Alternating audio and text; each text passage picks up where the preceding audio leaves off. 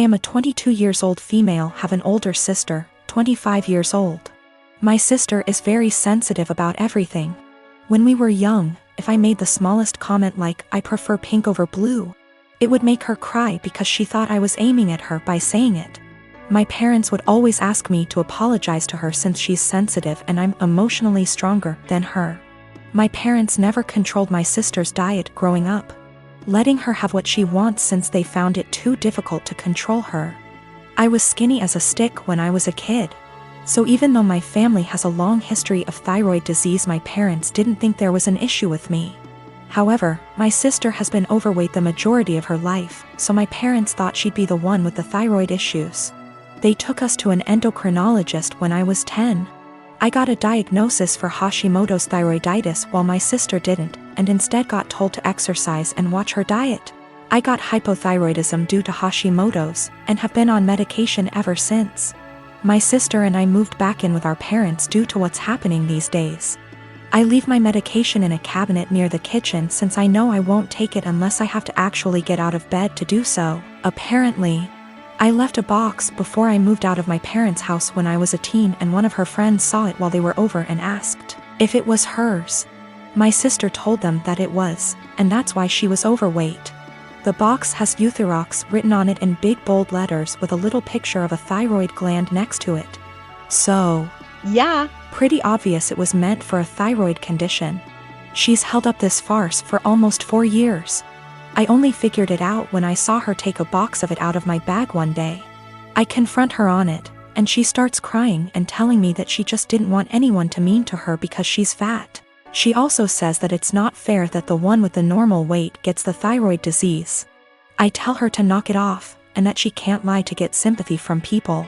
My parents talk to me later, and they say that I was too harsh calling her a liar and she probably needs a therapist or something, and the classic, I should apologize since I'm more mature.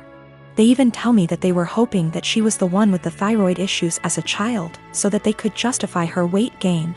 I ask them, so you wanted your daughter to be sick instead of admitting that it's your fault because you bought her McDonald's whenever she wanted it, and never made her exercise? Now they're mad at me too. So, my fiancé took up cooking during quarantine. We used to cook little and instead ate a lot out of the house. We could afford it and tended to eat healthy. Of course, we can both cook, but given our busy schedule, it was easier to eat out. Also, to be honest, I don't really like cooking and consider it a chore to be avoided. I love food, but there are other things that I would rather do in my own time. Due to quarantine, my fiancé has decided to cook more and has found that she enjoys it a lot. This is great. I am happy for her that she has discovered something new that brings her joy. Turns out she's pretty good at it too, and she cares about learning new skills, etc., so I benefited too. I still don't really like cooking myself, as I said, so in exchange for her putting all that effort into cooking, I help her out by paying for takeout in the evenings when she doesn't feel like cooking, and also I do everything else, wash the dishes, clean the table, etc. on the days she cooks.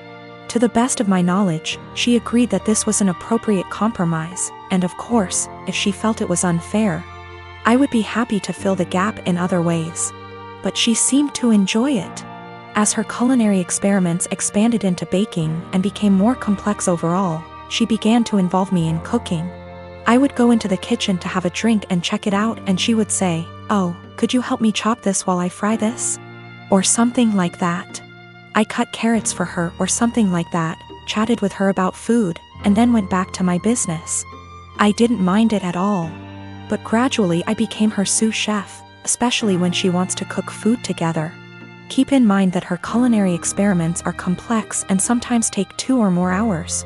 So my whole evening goes into these culinary endeavors, and it happens several times a week. On top of that, she tends to boss me around in the kitchen and can be a little rude. As you can probably guess, we got into a fight over this. I told her that I don't like her attitude in the kitchen when I help, and I don't like to cook in general. I would feel better helping her if she wasn't so rude to me. But honestly, I don't want to spend 8+ hours every week cooking. It's not my hobby, it's hers. If she wanted me to take part in cooking, I bought everything or cooked something simple. She was very upset. She said it was unfair, that I was enjoying the fruits of her labor but not doing my part. And that cooking took 2 hours and dishwashing / cleaning only half an hour. I told her that it was her decision to cook very complex dishes and that I would be happy if she made a simple pizza or roast. After a certain point, the sophistication of her dishes moves into hobby territory. And I resent being made to feel like a bad partner because I don't want to spend a few evenings on her hobby. We haven't really worked it out. I actually bought / cooked my own food a few times so I didn't enjoy the fruits of her labor. But that seemed to upset her even more, and our refrigerator started to fill up with more leftover food than she could eat herself. Another time I helped her but told her I had to go on video chat at 8 p.m. and she got upset when I actually stopped helping, and left even though I told her beforehand. I'm afraid I told her somewhat caustically that I was not her sous chef to command the kitchen. I tried to discuss it with her again when we felt calmer. I told her that I liked that she found a new hobby. But it's her hobby and I can't help it and don't want to feel obligated to do it. She countered that it was not feminist of me to put the cooking on her and benefit from it without helping her. The feminist connection doesn't make much sense to me because neither of us used to cook much. And she decided to take up cooking herself, but of course I didn't tell her that. I told her that if she wanted to discuss the division of labor in our household, we could do so and come up with something new that reflected the fact that she now cooks more. We tried to do this, but she wanted to count all the time she spends cooking as time around the house. So, according to her ideal distribution of housework, she spends over 10 hours cooking just dinner each week, which somehow leaves me with almost all other chores around the house. I told her I didn't like it because cooking complicated meals is a hobby. It's not fair to say that 6 / 10 hours of her housework is actually her hobby, and I have to do the equivalent amount of real housework if that makes sense. So we are in a bit of an impasse. Am I really a bad feminist? I don't think I'm wrong. I'm very familiar with emotional labor, mental stress and all that, but I may be wrong. I love this woman and obviously want to marry her. But we are usually good at making logical decisions, and this is the first time we have had such a disagreement. I don't know how to get her to understand the line between cooking as a necessary activity and cooking as a hobby. P.S. The fiancé has taken up cooking gourmet meals as a hobby, but now it becomes my responsibility to help out and do more housework that I don't think I should. The last year and a half has been hard for me, to say the least. Last March, my brilliant and hilarious and beautiful girlfriend Natalie suddenly passed away. Everyone always gave shit about us because of politics. We met in college when we were poli-sci majors. She is very liberal, think AOC, and I'm pretty conservative.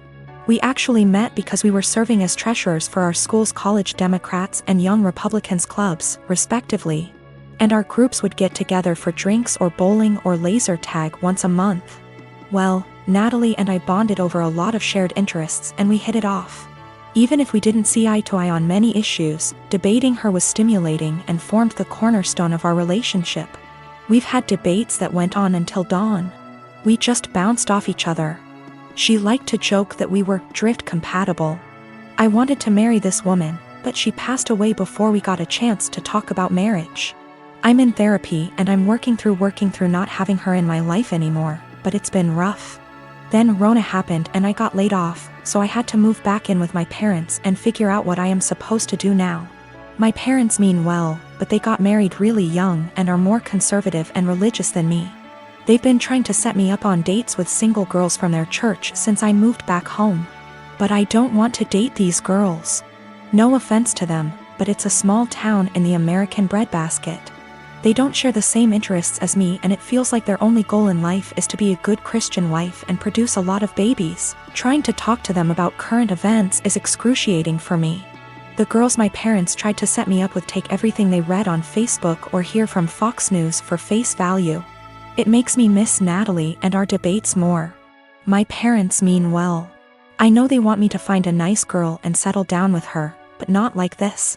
They are nothing like Natalie and never will be. I miss her, even if my folks didn't like her ideas. But when I told them the other night that I wanted them to stop setting me up on dates with these girls, they freaked out and told me that I needed to consider settling down since I just turned 30. They're good girls from great families, I know that, and my parents liked them more than they liked Natalie, but she was my one and only. I don't think it's fair for anyone when I still love her. They are even more angry at me because I told them that I just don't see myself getting married anytime soon.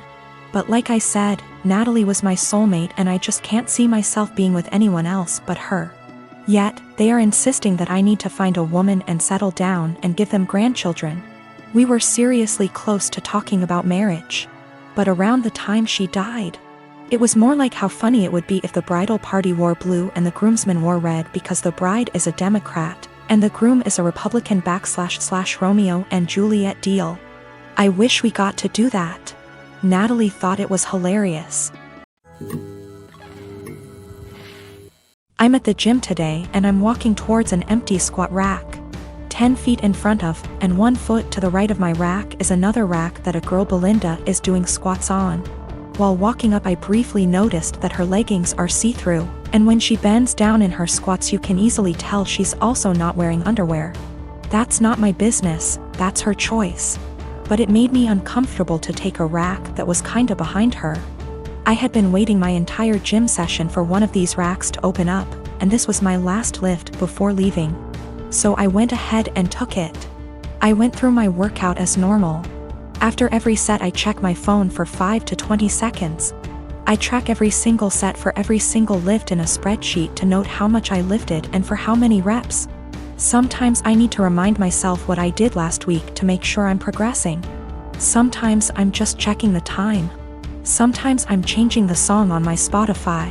Tonight specifically, there was a very important basketball game being played, so I wanted to keep up with the score. So I use my phone a lot at the gym. I finished my 3rd set when Belinda turns around and walks up to me, with her phone up yelling, "What the are you doing?"